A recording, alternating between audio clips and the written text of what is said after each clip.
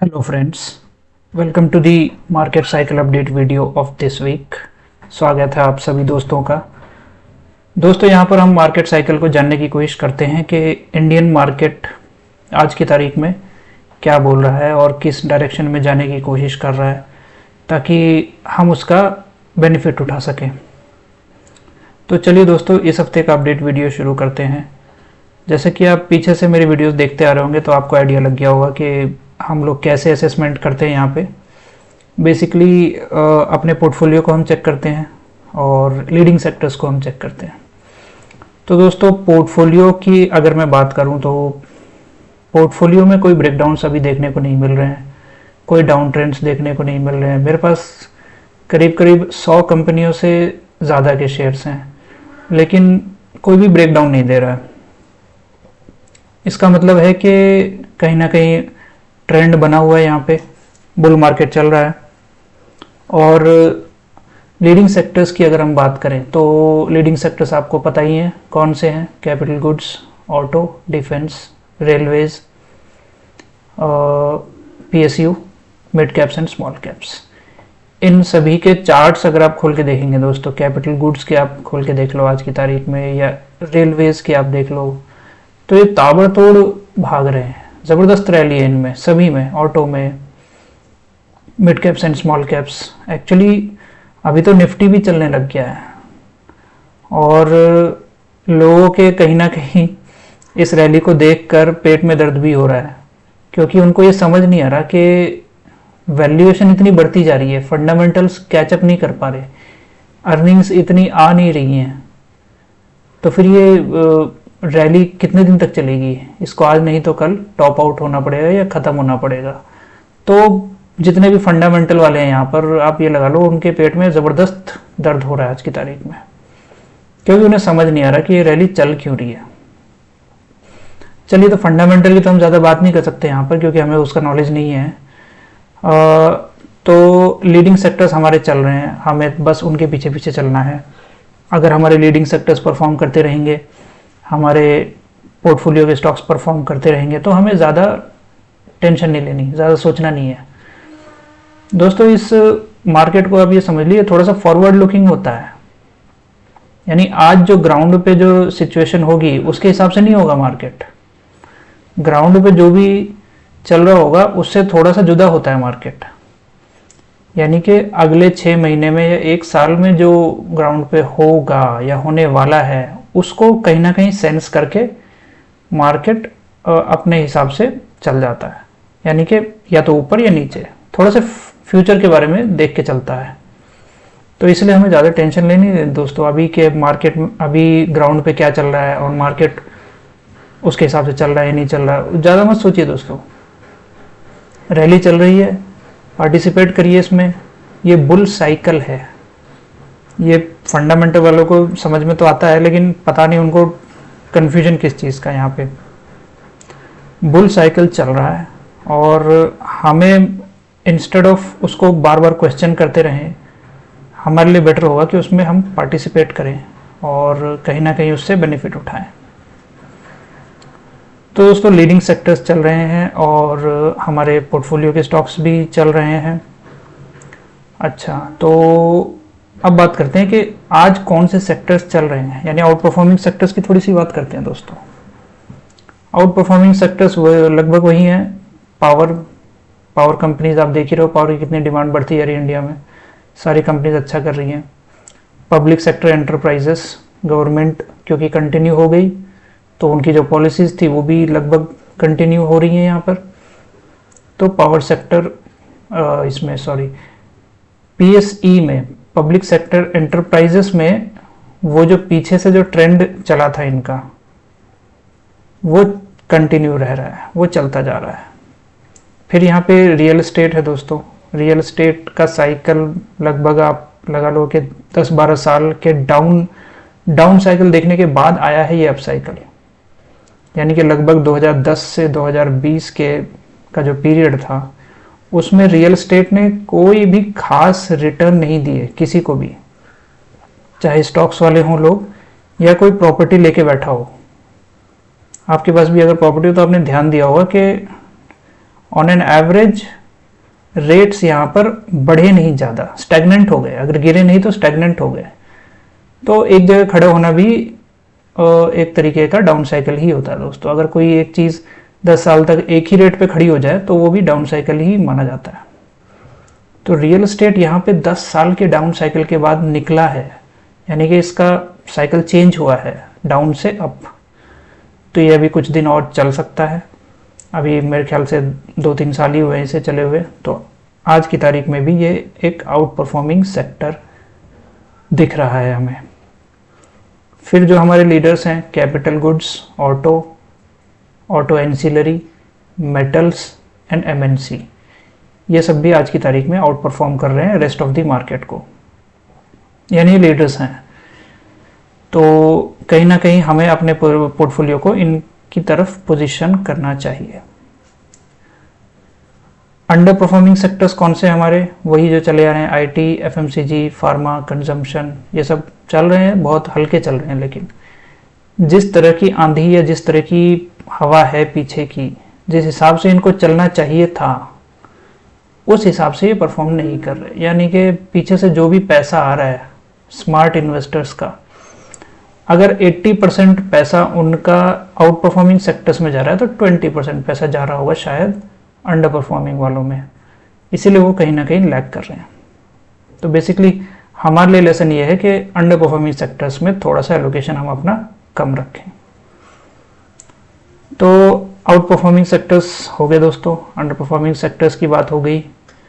अब अच्छा, general market की अगर हम थोड़ी बहुत बात करें यहाँ पर, तो इमीडिएट ट्रिगर क्या है यहाँ पर? इमीडिएट ट्रिगर बजट है दोस्तों यहाँ पर, यानी कि जुलाई में अब मेरे ख्याल से 1-2 हफ्ते के अंदर अंदर बजट आना है।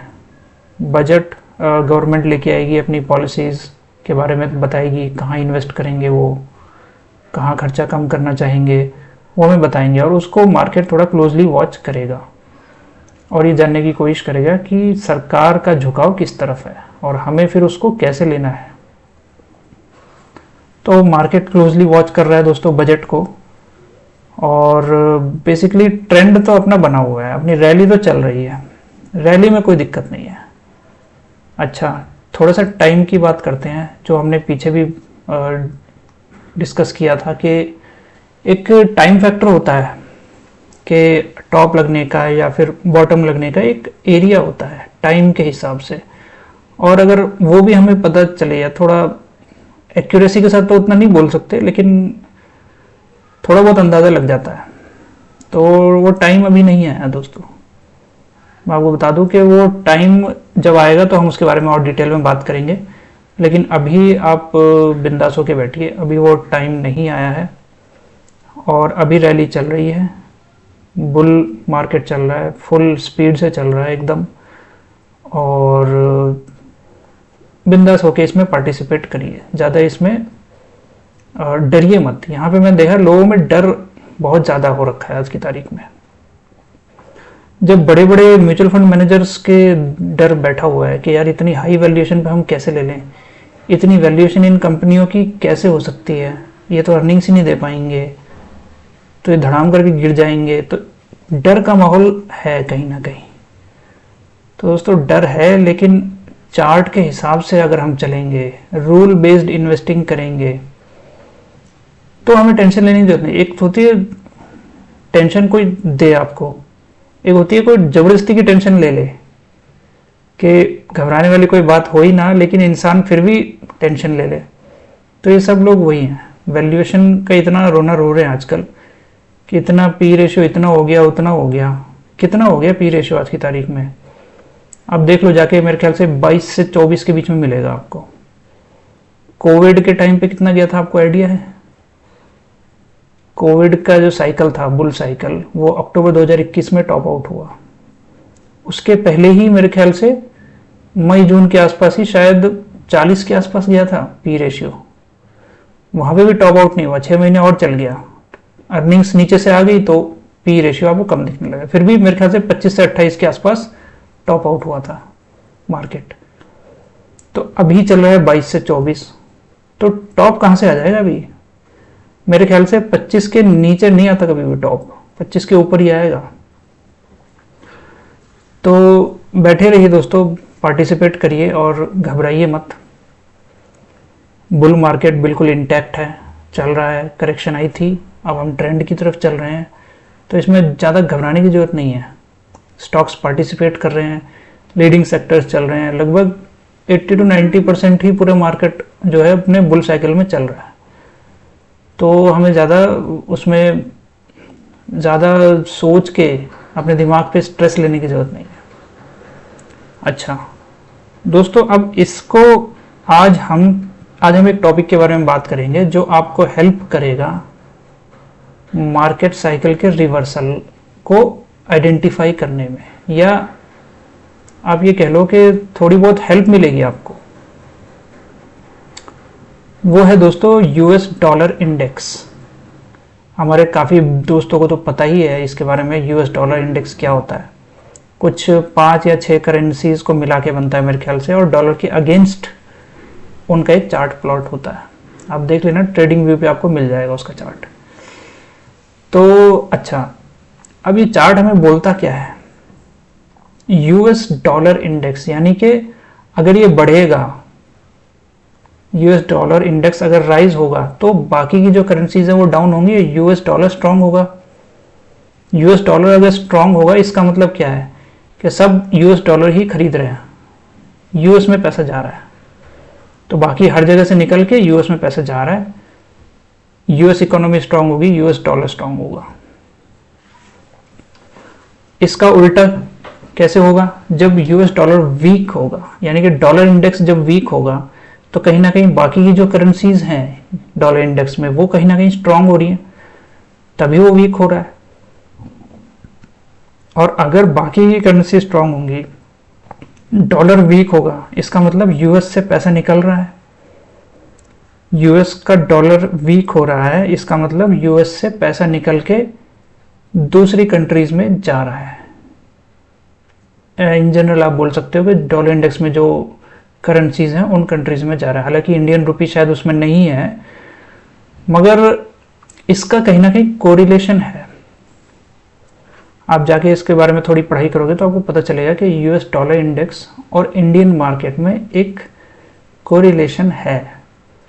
यानी कि अगर डॉलर इंडेक्स ऊपर जाएगा तो इंडिया से निकलेगा पैसा, और कहाँ जाएगा? यूएस में। इंडिया से पैसा, बड़ा पैसा अगर निकलेगा तो क्या होगा? यहाँ पे बियर मार्केट आएगा।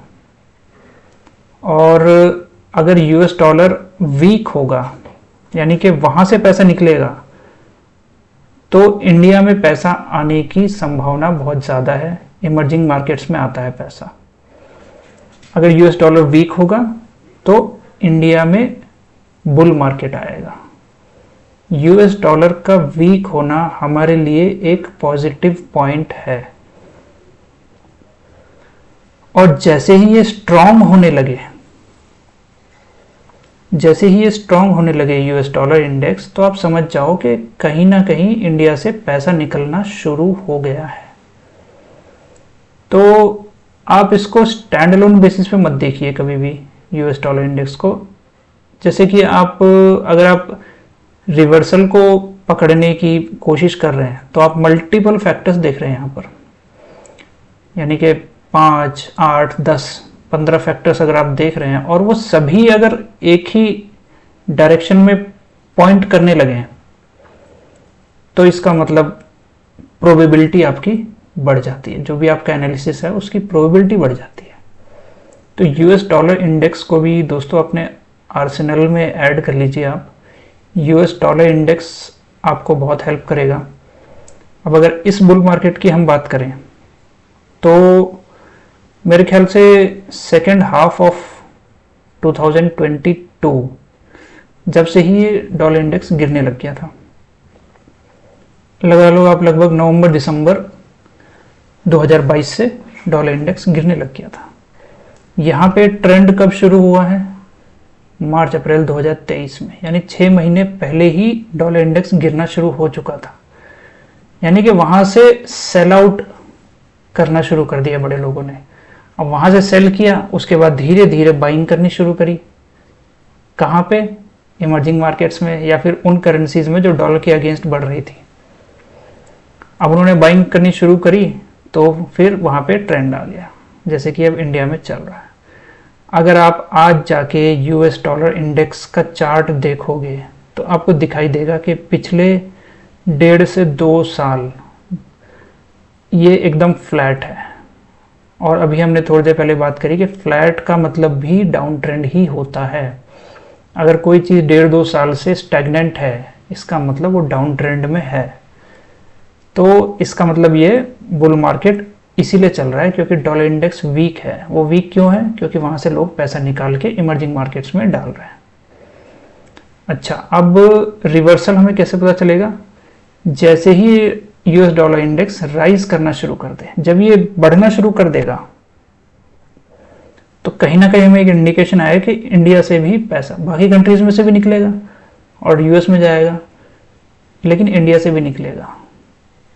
तो आपको इसको क्लोजली ट्रैक करते रहिए आप इसको, आपको हेल्प मिलेगी। आप जहाँ इतनी सारी और चीज़ें देखते हो, देखते हैं ना हम कितनी सारी चीज़ें देखते हैं, चार्ट भी देखते हैं और डेटा भी देखते हैं, स्टैटिस्टिक्स भी देखते हैं, वहाँ पे इसको अपने टूल बॉक्स में आप अपने टूल बॉक्स में इसको ऐड कर लीजिए कि भाई हम यूएस डॉलर इंडेक्स को भी ट्रैक करेंगे और जहाँ इसने बढ़ना शुरू किया तो हमें थोड़ी सी हेल्प मिल जाएगी।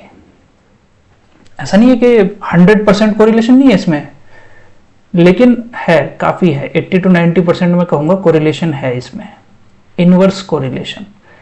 यानी कि अगर ये बढ़ेगा तो इंडियन मार्केट्स गिरेगा और अगर ये गिरेगा तो इंडियन मार्केट्स बढ़ेंगे। इंडियन मार्केट्स के साथ इनवर्स कोरिलेशन है इसका। तो दोस्तों, आई होप आपको आज के वीडियो में थोड़ी सी वैल्यू मिली होगी और इस बुल मार्केट को आप क्वेश्चन मत करिए बिल्कुल भी। यहाँ पर हम अपडेट देने की कोशिश करते हैं। पिछले हफ्ते भी बाइंग चल रही थी, FIIs ने बाई किया, FPIs ने बाइंग किया। यहाँ पर जो भी शॉर्ट होके बैठे थे लोग, अब धीरे धीरे वो भी कहीं ना कहीं लॉन्ग में कन्वर्ट कर रहे हैं अपने आप को, और अब उनको समझ में आ रहा है कि शॉर्ट, ये बुल मार्केट चल रहा है, इसमें हम शॉर्ट करके पैसा नहीं बना सकते, अब हमें लॉन्ग ही होना पड़ेगा।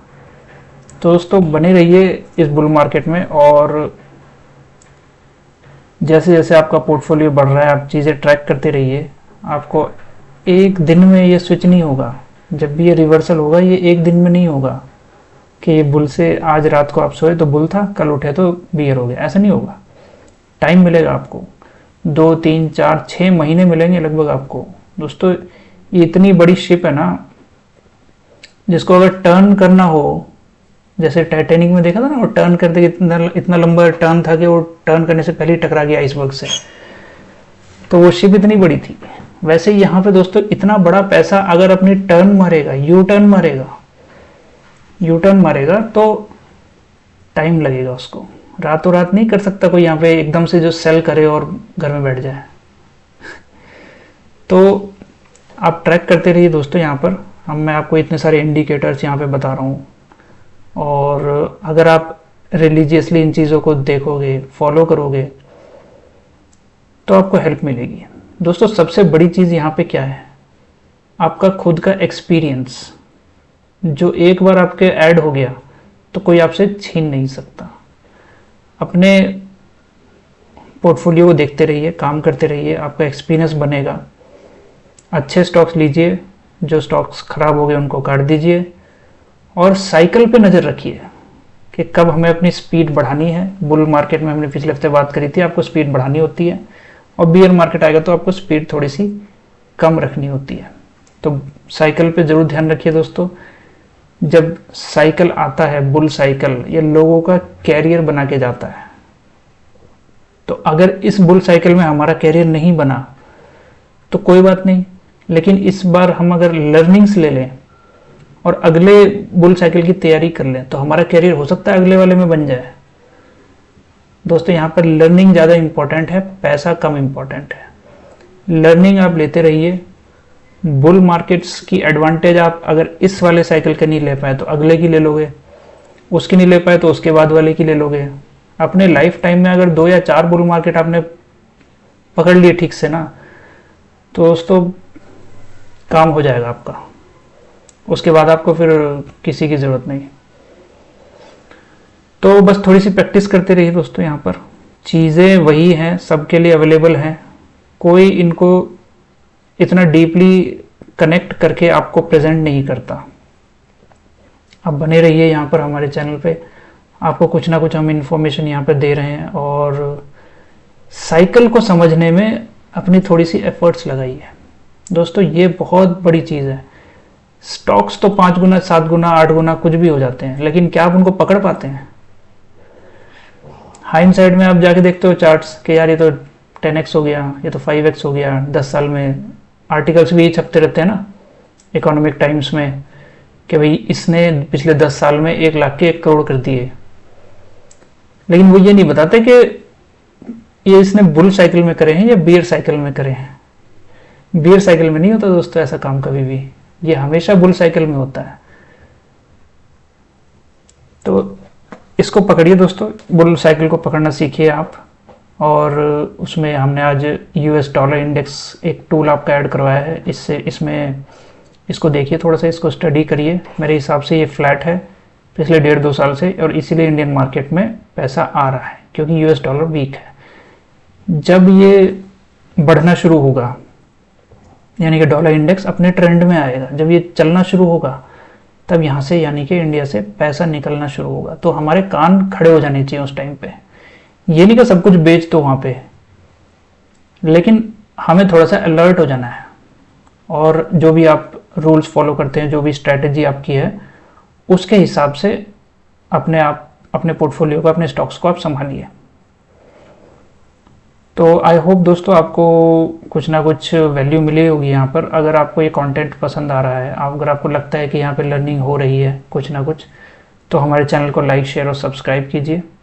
अगर आपके दिमाग में कोई डाउट्स हैं, कोई क्वेश्चंस हैं मार्केट साइकिल रिलेटेड, तो उनको कमेंट सेक्शन में ऐड कीजिए। मैं कोशिश करूँगा कि मैं उनके जवाब दे सकूँ और अपने भाई लोगों की हेल्प कर सकूँ। तो दोस्तों आज के वीडियो में बस इतना ही। Thank you very much. जय हिंद।